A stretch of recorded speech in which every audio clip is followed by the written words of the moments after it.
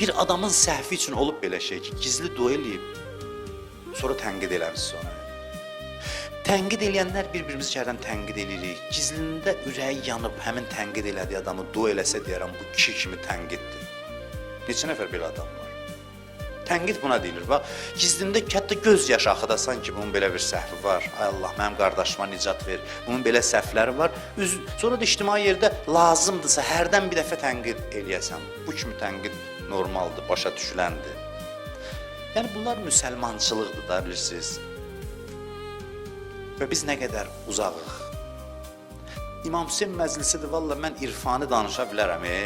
İrfanı danışmaq, indi oxuyuruq, baxırıq, danışa bilərəm. Dünən də bir qədər danışdıq. Amma bilirsiniz, bəzi praktiki məsələlər var ki, bizim müsəlmançılığımız düzəlməsə, bizim göydən danışmağımız da belə deyək də boş görünür kənardan. Boş görünür.